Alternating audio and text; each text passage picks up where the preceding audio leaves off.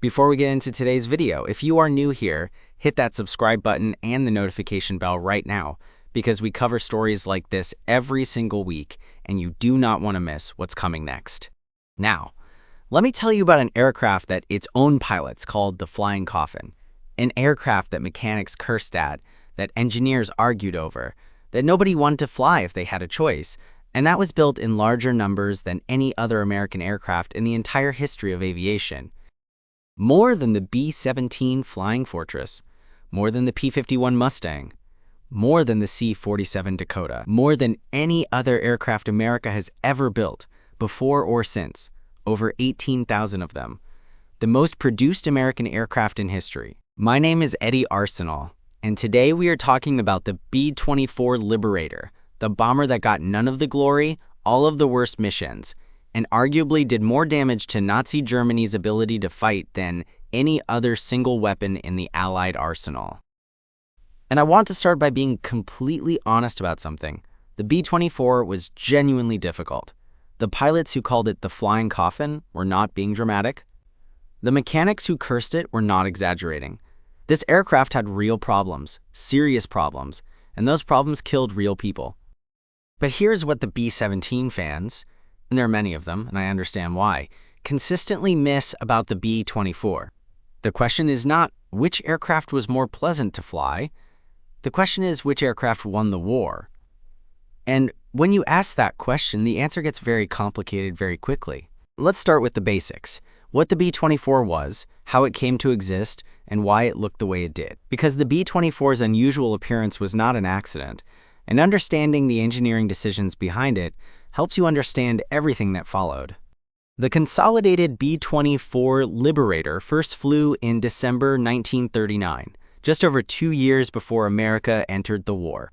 It was designed to be faster, fly higher, and carry more bombs further than any existing bomber, a significant technological leap over what the Army Air Corps was flying at the time. The most distinctive feature of the B-24's design was the Davis wing, a high aspect ratio wing developed by engineer David Davis that was extraordinarily efficient at high-altitude cruise speeds. The Davis wing gave the B-24 its exceptional range, the critical characteristic that would define its wartime role. But the Davis wing came with a cost. At low speeds, during takeoff, landing, and maneuvering in formation, the wing's efficiency disappeared, and the aircraft became genuinely difficult to control. The same wing design that gave the B-24 its range also made it unstable and demanding at the speeds where pilots most needed predictability. The fuselage was another source of pilot complaints. The B-24's slab-sided, boxy fuselage gave it a distinctly unglamorous appearance compared to the elegant curves of the B-17. Pilots called it a box. They called it a banana boat. They called it many things, most of which cannot be repeated in polite company. The B-17 Flying Fortress, by contrast, had graceful lines, forgiving handling characteristics, and a reputation for being able to absorb extraordinary damage and still bring its crew home. It looked like what a bomber should look like. It flew like what a bomber should fly like. Pilots loved it. And the B-17 got all the glory, the documentaries, the Hollywood films, the Memphis Belle, the famous photographs. The B-17 became the image of American strategic bombing in World War II, the aircraft that the American public associated with the air war over Europe. The B-24 flew in the B-17's shadow for the entire war, less photographed, less filmed, less celebrated, more numerous, and in several critical respects more important. It is one of the great ironies of military history. Now let's talk about the specific characteristics that made the B-24 difficult to fly, because I promised to be honest about this, and I'm going to be. The B-24's reputation among pilots was earned, not invented. Formation flying was the standard tactic for American heavy bombers over Europe. Tight formations of multiple aircraft flying together to concentrate defensive firepower against Luftwaffe interceptors. In a B-17, formation flying was demanding but manageable. In a B-24, it was exhausting. The B-24's instability at cruise speeds meant that maintaining position in a tight formation required constant physical input from the pilot, fighting the aircraft's tendency to wander rather than flying it with the relaxed precision that the B-17 allowed. A 12-hour mission in a B-24 was physically punishing in a way that the B-17 was not. Ditching, making an emergency landing in the ocean, was something that B-17 crews could sometimes survive. The B-17's fuselage structure and wing placement made controlled water landings possible, and crews had a real chance of getting out and into life rafts before the aircraft sank. In a B-24, ditching was nearly a death sentence. The aircraft's lower fuselage and different structural characteristics meant it tended to break apart on water impact, trapping crews inside a rapidly sinking, disintegrating aircraft. This specific characteristic haunted crews flying anti-submarine patrols over the Atlantic who knew that an engine failure over water was likely fatal. The fuel system was complex and demanding, requiring careful management by the flight engineer throughout the mission. Fuel mismanagement could result in engine failures, or, in the worst case, fires. The B-24's fuel tanks, located in the wings, were also more vulnerable to battle damage than the B-17's tank arrangement. In cold temperatures at altitude, which was the standard environment over Europe, the B-24 systems were prone to problems that the B-17's more mature design had largely solved. Oxygen systems, gun turrets, bomb bay doors all had cold weather reliability issues that maintenance crews worked constantly to address. And the casualties among B-24 crews were devastating. The 8th Air Force's bombing campaign over Europe in 1943 and early 1944 produced loss rates that, if sustained, would have destroyed the bomber force entirely. B-24 crews completing their required 25 missions, later raised to 35, faced statistical odds that were genuinely terrible. I'm going to pause here for a moment, because I think the men who flew B-24s over Europe deserve that pause. They knew the statistics. They knew the ditching problem. They knew the handling characteristics. And they climbed into those aircraft, mission after mission, and flew them anyway. That is not a small thing. That is one of the most remarkable examples of courage under sustained, calculated risk in the history of warfare, and it should be acknowledged before we go any further into the aircraft's capabilities and strategic importance. Now, with all of that said, let's talk about what the B-24 could do that the B-17 could not. Because this is where the story shifts completely, and this is why 18,000 of them were built while arguments about which was better were still going on. Range. The B-24 had significantly greater range than the B-17. The operational combat range of the B-24 was approximately 100 miles, compared to the B-17's 850 miles. Those 250 miles of additional range sound modest until you understand what they meant in practice. In the Pacific Theater, 250 miles of additional range was the difference between reaching a target and not reaching it. Island-hopping warfare over the vast distances of the Pacific made every mile of range a precious operational capability, and the B-24's greater reach made it the dominant American heavy bomber in the Pacific. In Europe, the range advantage translated into the ability to reach targets that the B-17 could not strike from existing bases. Deeper into Eastern Europe, further into Germany, and critically to Romanian oil fields at Ploiești that the B-17 simply could not reach from the bases available in 1943. Ploiești. Let me tell you about Ploiești, because this single target, this single city in Romania, was one of the most important strategic targets of the entire war, and the B-24 was the only aircraft that could reach it. The Ploiești oil fields and refineries in Romania were producing approximately 30% of Nazi Germany's total oil supply in 1943. 30%. That is an extraordinary concentration of strategic vulnerability in a single geographic location. Modern mechanized warfare runs on oil. Tanks need fuel. Aircraft need aviation gasoline. Trucks and half-tracks need diesel. Artillery tractors need fuel. The entire German war machine, every vehicle, every aircraft, every ship, depended on a continuous supply of refined petroleum products. Germany's oil supply was already constrained by 1943. The synthetic fuel plants that produced oil from coal were operating at maximum capacity and being targeted by Allied bombers. Natural oil fields in Romania were not just important, they were critical. Cutting them would strangle Germany's ability to fight.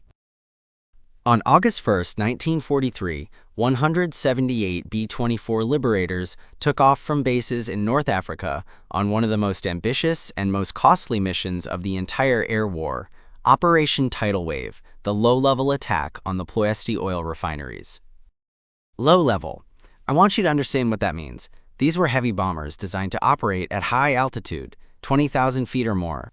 Operation Tidal Wave sent them in at rooftop height, sometimes literally at the height of the refinery smokestacks, to deliver their bombs with maximum accuracy against specific refinery targets. Flying a heavy bomber at rooftop height over one of the most heavily defended targets in Europe, through smokestacks and pipework and fire and explosion, surrounded by other aircraft doing the same thing, while anti-aircraft guns fired at point-blank range from positions literally level with the aircraft. It is difficult to find words adequate to describe the experience. The results of Operation Tidal Wave were catastrophic for the attacking force, and significant but not decisive for the target. Of the 178 B-24s that took off, 54 were lost, a loss rate of over 30% in a single mission. 5 Medals of Honor were awarded for actions during the raid, the most awarded for a single mission in American military history. 5 Medals of Honor in one mission. That number alone tells you what Operation Tidal Wave looked like from inside those B-24s. The refineries were damaged but not destroyed. German and Romanian engineers worked quickly to restore capacity, and within weeks, production had partially recovered. The mission was not the decisive blow it had been intended to be. But Operation Tidal Wave was the beginning of a sustained campaign against Ploesti that continued through 1944, and that sustained campaign, combined with the capture of Romanian territory by Soviet forces in August 1944, eventually eliminated Ploesti as a source of German oil entirely. The B-24 made that sustained campaign possible, not by winning it alone, but by being the only aircraft with the range to reach the target and the production volume to absorb the losses while keeping enough aircraft available to continue the pressure. Now I want to talk about what I believe is the most important thing the B-24 did in the entire war. More important than Ploesti, more important than the bombing of German cities and industry, more important than any specific mission or campaign. The Mid-Atlantic Gap. And if you have not heard of the Mid-Atlantic Gap, I want you to understand that what happened there may have determined the outcome of the entire war, and almost nobody talks about it. In the early years of World War II, German U-boats were destroying Allied shipping at a rate that threatened to make the entire war effort unsustainable. Merchant ships carrying food, fuel, weapons, and supplies from America to Britain were being sunk faster than they could be replaced. In 1942, German U-boats sank over 6 million tons of Allied shipping. 6 million tons. That is an almost incomprehensible volume of material. Ships and their contents disappearing to the bottom of the Atlantic at a rate that was genuinely threatening Allied survival. The primary Allied tool against U-boats was aircraft. Long-range patrol aircraft could spot submerged submarines using radar and visual observation, could drop depth charges and bombs, and most importantly, could force submarines to submerge where they were slow and limited in range, rather than operating on the surface where they were fast and dangerous. But there was a problem. A massive geographic problem. The Mid-Atlantic Gap, also called the Black Pit by the Allied sailors who had to cross it, was a region of ocean roughly 600 miles wide in the middle of the Atlantic that was beyond the range of any land-based patrol aircraft available in 1942. 600 miles of unpatrolled ocean. An area the size of the entire eastern United States, sitting in the middle of the Allied supply line between America and Britain, where U-boats could operate on the surface in complete safety because no Allied aircraft could reach them. U-boat commanders knew exactly where the gap was. They planned their operations around it, transiting through patrolled waters quickly and operating freely in the gap, where they could charge their batteries, regroup, communicate, and attack shipping with complete air immunity. The effect was devastating. Merchant ships crossing the Atlantic had to transit the Mid-Atlantic Gap, knowing that for hundreds of miles, they had no air cover, no protection from above, and that German submarines were operating freely around them. Allied naval strategists understood the problem. They also understood the solution. What was needed was a patrol aircraft with enough range to cover the gap from land bases on either side of the Atlantic. But no aircraft in service in 1942 had that range. Except one. The B-24 Liberator, modified for maritime patrol duty and equipped with additional fuel tanks, radar, and depth charges instead of bombs, could reach the mid-Atlantic Gap from bases in Iceland, Northern Ireland, and Newfoundland. Very long-range VLR B-24 squadrons began closing the mid-Atlantic Gap in 1943. The effect was almost immediate and was one of the most dramatic strategic shifts of the entire war. U-boats that had operated freely in the Gap suddenly found themselves hunted. Aircraft appeared over areas where no aircraft had ever flown before. Submarines that surfaced to charge batteries or attack shipping were spotted, attacked, and sunk. The statistics tell the story with brutal clarity. In March 1943, U-boats sank 108 Allied merchant ships, the worst month of the entire Battle of the Atlantic. By May 1943, just 2 months later, after VLR B-24s began operating in the Gap in force, German U-boat losses became so catastrophic that Admiral Donitz temporarily withdrew his submarines from the North Atlantic entirely. May 1943 became known in German naval history as Black May, the month when the Battle of the Atlantic effectively ended as a strategic threat to Allied operations. And the primary instrument of that shift was the very long-range B-24 Liberator. Admiral Donitz himself, in his memoirs written after the war, identified the closure of the mid-Atlantic Gap by long-range aircraft as the decisive factor in Germany's defeat in the Battle of the Atlantic. The man commanding the U-boats said it was the aircraft that beat him. Now let me connect this to something that most people never think about. Because the Battle of the Atlantic and the Normandy invasion are discussed separately, but they are inextricably linked in a way that makes the B-24's role in D-Day direct and undeniable. D-Day, the Allied invasion of Normandy on June 6, 1944, required the transportation of millions of men, millions of tons of equipment, and billions of gallons of fuel across the Atlantic from America to Britain before the invasion could even begin staging. The buildup for D-Day was the largest logistics operation in human history. 47 divisions, hundreds of thousands of vehicles, aircraft, artillery, ammunition, food, medical supplies, all of it had to cross the Atlantic in merchant ships, the same ships that U-boats had been trying to sink since 1939. If the mid-Atlantic Gap had remained open through 1943 and into 1944, if U-boats had continued operating freely and sinking Allied shipping at 1942 rates, the logistics buildup for D-Day would have been impossible. The shipping losses would have consumed more tonnage than the buildup required. The B-24 Liberator closed the mid-Atlantic Gap. The closure of the gap enabled Allied shipping to cross the Atlantic safely. The safe crossing of Allied shipping enabled the D-Day buildup. The D-Day buildup enabled the invasion of France. The invasion of France led to the liberation of Western Europe. That chain of causation is not a stretch. It is documented, analyzed, and accepted by historians of the Second World War. The B-24 Liberator's contribution to D-Day was not indirect or marginal. It was foundational. And yet, the B-17 gets the documentaries. The B-17 gets the museums. The B-17 gets the Hollywood films. The B-24, which may have done more to make D-Day possible than any other single weapon, gets called the Flying Coffin and largely forgotten. History is often unfair in exactly this way. The glamorous weapon gets remembered, and the unglamorous one gets overlooked, even when the unglamorous one did more of the essential work. Now let's talk about the production numbers, because the scale of B-24 production is one of the most extraordinary industrial achievements of the entire war, and it tells you something important about how America actually won. Over the course of the war, American manufacturers produced 18,482 B-24 Liberators, more than any other American military aircraft ever built, more than the B-17, more than the P-51, more than any fighter, any transport, any patrol aircraft. The B-24 was the most produced American military aircraft in history. The primary production facility was the Willow Run plant in Ypsilanti, Michigan, a factory built by Ford Motor Company specifically to produce B-24s using automotive assembly line techniques applied to aircraft manufacturing.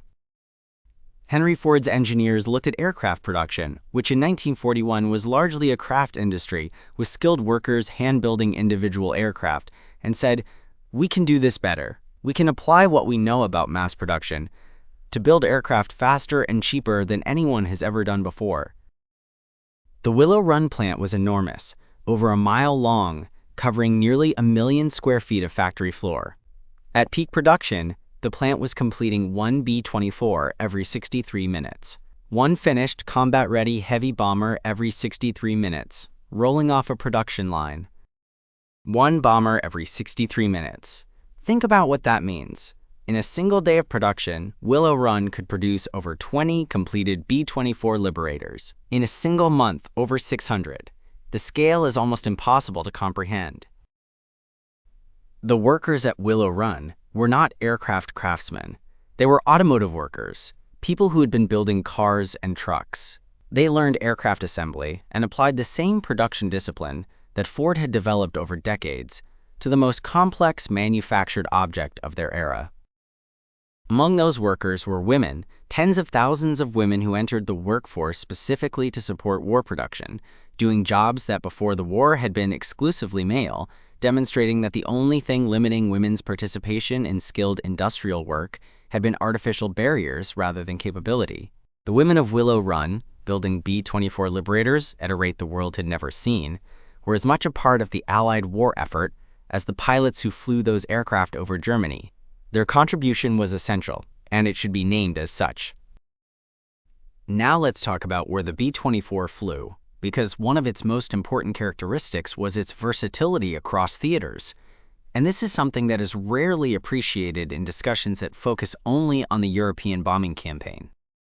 The B-24 flew in every theater of World War II: Europe, North Africa, the Pacific, the China-Burma-India theater, the Atlantic.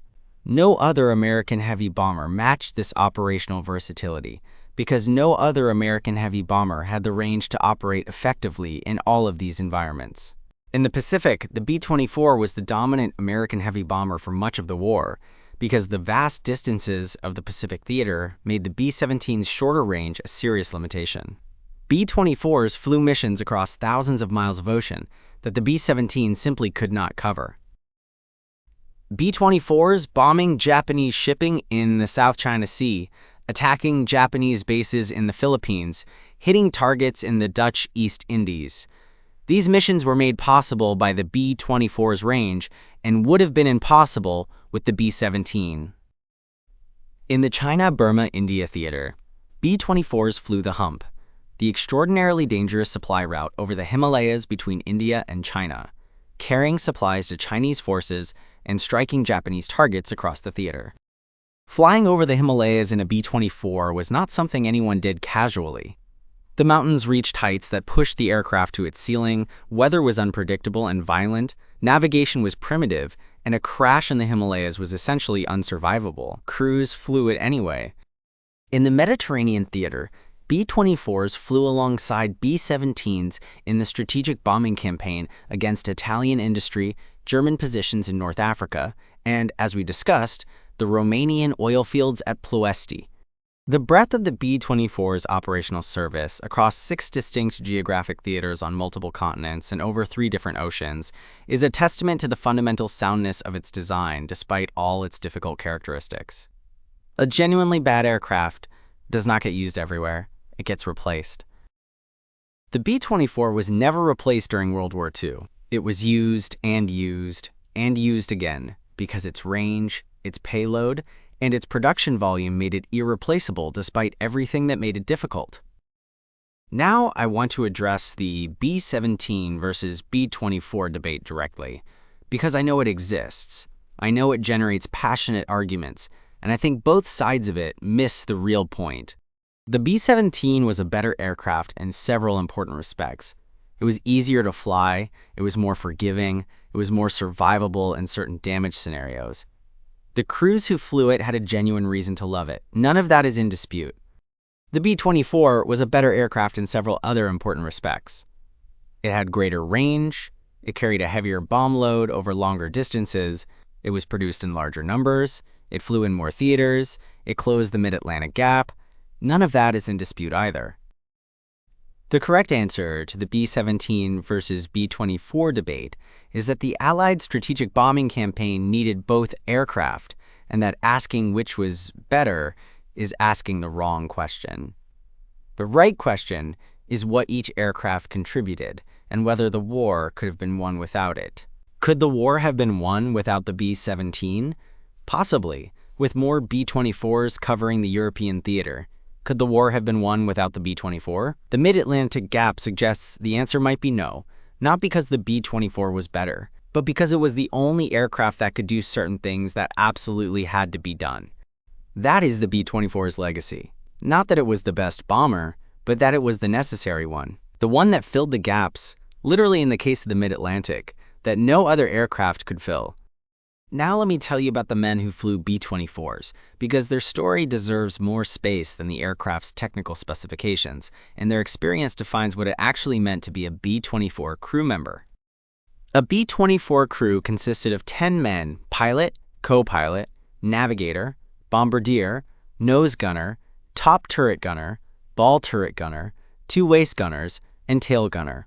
10 people in an aluminum tube, flying at 20,000 feet in temperatures of -50 degrees, surrounded by anti-aircraft fire and enemy fighters.